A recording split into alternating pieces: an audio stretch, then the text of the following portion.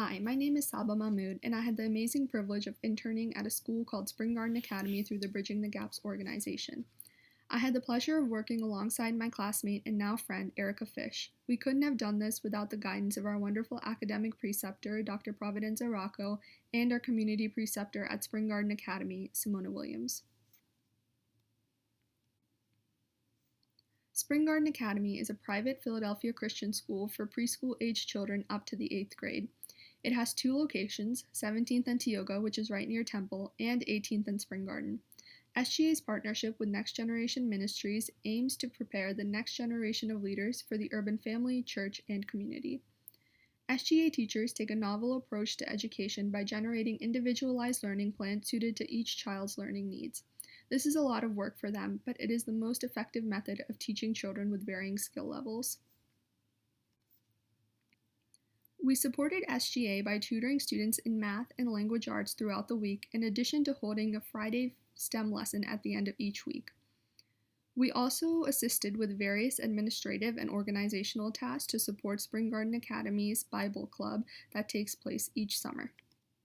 For tutoring, we met with children ages 7 through 12 in groups of 1 to 3 students via Zoom for hour-long lessons.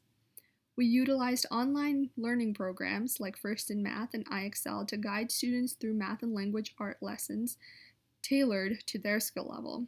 We implemented lesson plans put together by teachers at Spring Garden Academy, and the most fun, we read out loud to students and held book discussions to develop their reading comprehension skills.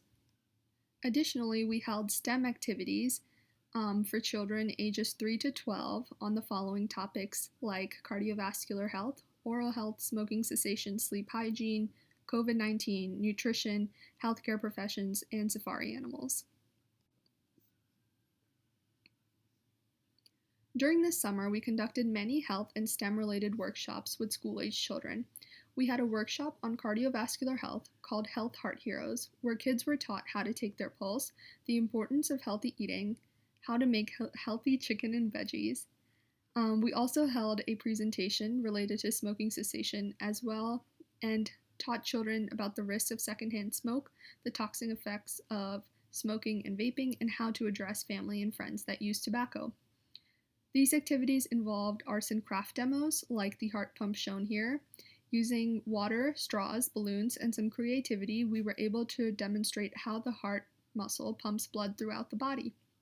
Similarly, we also made a pair of lungs using plastic bags and straws to demonstrate the biological processes of inhalation and exhalation. Now I'm going to read a reflection from my colleague Erica. I really loved my experience working with Spring Garden Academy this summer. I enjoyed learning from an organization that focuses on individual strengths of each student and recognizes that each child is unique in the way that they think and learn. Teachers at SGA develop personalized lesson plans for each student to ensure that everyone is getting help where it's needed and excelling in areas where they're already strong.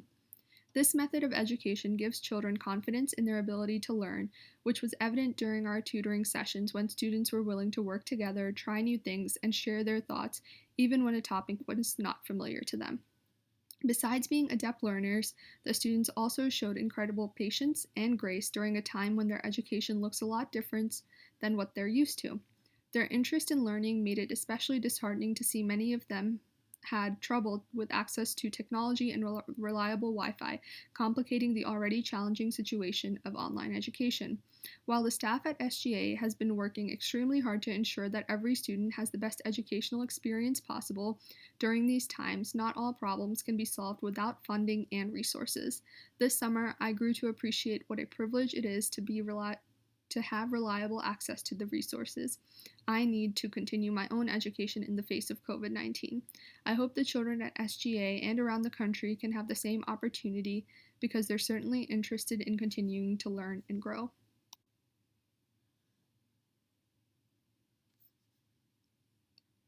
For the sake of time, I'll end by saying that the children I worked with this summer are teeming with potential and an eagerness to learn despite the technical and logistical difficulties associated with remote education. We need to meet them with that same energy when it comes to providing for their educational resources. Thank you very much for listening.